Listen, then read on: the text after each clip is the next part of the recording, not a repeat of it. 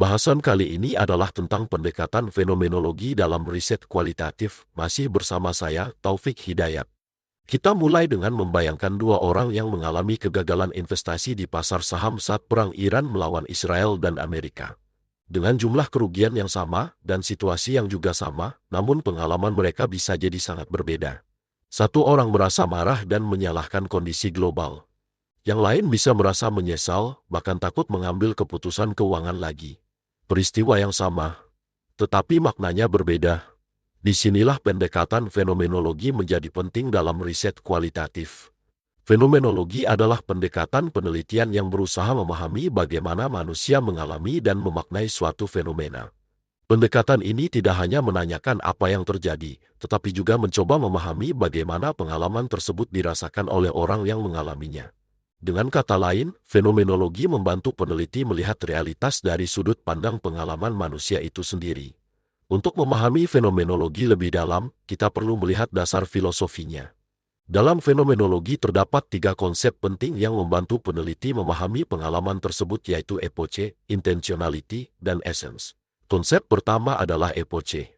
Epoche berarti peneliti mencoba menunda sementara semua asumsi ketika mempelajari suatu fenomena.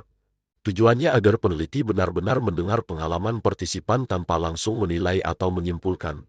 Misalnya ketika meneliti korban investasi ilegal. Jika peneliti langsung berkata, ini pasti karena literasi keuangan rendah, maka peneliti sebenarnya sudah membawa asumsi sendiri. Dalam fenomenologi, peneliti menahan asumsi itu dan bertanya apa yang sebenarnya dirasakan oleh korban. Atau apa makna pengalaman itu bagi mereka? Konsep kedua adalah intentionality, yaitu bahwa kesadaran manusia selalu mengarah pada sesuatu. Tidak ada emosi yang berdiri sendiri. Kesadaran dan objeknya tidak bisa dipisahkan. Sebagai misal, seseorang yang merasa cemas. Kecemasan itu mungkin berkaitan dengan masa depan keuangan atau kehilangan pekerjaan. Konsep ketiga adalah essence, atau hakikat pengalaman, menemukan makna terdalam yang menjadi inti dari pengalaman tersebut.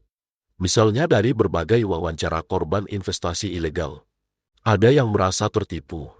Ada yang kehilangan kepercayaan diri. Dari berbagai pengalaman itu mungkin muncul satu makna bersama, yaitu bahwa mereka tidak hanya kehilangan uang, tetapi juga kehilangan rasa percaya diri. Itulah yang disebut esensi pengalaman. Secara umum, penelitian fenomenologi bertujuan untuk menggali makna esensial dari pengalaman manusia. Pendekatan ini juga membantu peneliti memahami dunia kehidupan partisipan dan menjelaskan struktur kesadaran dari pengalaman tertentu. Pendekatan fenomenologi sangat berguna ketika kita ingin memahami perilaku yang tampak tidak rasional jika hanya dilihat dari angka. Fenomenologi membantu menjawab pertanyaan mengapa manusia membuat keputusan tertentu. Misalnya penelitian tentang kepemilikan barang mewah. Secara ekonomi, mungkin barang tersebut tidak terlalu dibutuhkan. Namun bagi sebagian orang, barang tersebut memberi rasa percaya diri, status sosial, atau pengakuan dari lingkungan. Fenomenologi membantu kita memahami makna di balik keputusan tersebut. Karakteristik pertama fenomenologi adalah fokus pada pengalaman langsung partisipan. Penelitian tidak dimulai dari teori, tetapi dari cerita nyata yang dialami manusia dalam kehidupan sehari-hari. Sebagai contoh, saat meneliti tentang pengalaman berutang, peneliti tidak bertanya apa pendapat Anda tentang utang. Melainkan ceritakan kepada saya, bagaimana rasanya saat pertama kali Anda memutuskan untuk berhutang. Karakteristik kedua adalah deskriptif dan interpretatif. Fenomenologi deskriptif ingin mendeskripsikan pengalaman partisipan seteliti mungkin, sedangkan interpretatif mencoba menafsirkan makna pengalaman tersebut dalam konteks kehidupan partisipan. Ibarat saat melihat lukisan, tugas peneliti deskriptif adalah berusaha menangkap setiap detail pengalaman secara apa adanya, tanpa menambahkan interpretasi pribadi. Peneliti interpretatif percaya bahwa tidak ada lukisan yang benar-benar objektif. Setiap lukisan pasti melibatkan pengalaman si pelukis. Ia tidak hanya mendeskripsikan apa yang terlihat, tetapi juga menafsirkan makna yang tersembunyi di baliknya. Karakteristik ketiga adalah partisipan dalam penelitian fenomenologi dipilih secara purposif. Mereka adalah orang yang benar-benar mengalami fenomena yang diteliti.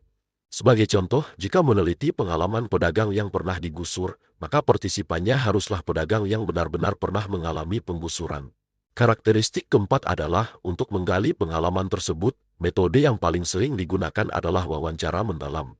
Wawancara ini biasanya bersifat semi terstruktur atau tidak terstruktur, memungkinkan partisipan bercerita secara bebas dan terbuka. Peneliti menggunakan pertanyaan-pertanyaan terbuka yang mendorong partisipan untuk merefleksikan dan menceritakan pengalaman mereka secara detail, termasuk perasaan, pikiran, dan ingatan yang menyertainya. Karakteristik terakhir adalah proses reduksi fenomenologis untuk menemukan esensi.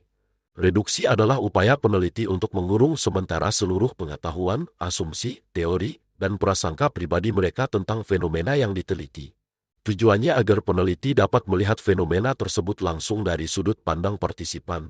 Setelah reduksi, peneliti mencari tema-tema universal yang muncul dari semua deskripsi partisipan untuk merumuskan esensi atau struktur dasar dari pengalaman tersebut, yaitu makna inti yang membuat suatu pengalaman dapat dikenali sebagai pengalaman tersebut.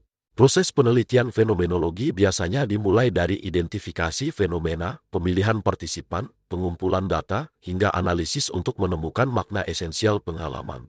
Kualitas penelitian dijaga melalui berbagai strategi, seperti member checking, audit trail, triangulasi, dan refleksi peneliti. Partisipan perlu dilibatkan untuk memverifikasi temuan. Analisis perlu dilakukan secara transparan dan dilakukan triangulasi jika ada lebih dari satu sumber data. Selain itu, peneliti juga perlu menyadari adanya bias pribadi. Pendekatan fenomenologi memiliki kelebihan di antaranya adalah memberikan pemahaman mendalam tentang pengalaman manusia. Selain itu juga mampu menggali makna yang tersembunyi di balik fenomena, dan cocok untuk menjawab pertanyaan mengapa dan bagaimana.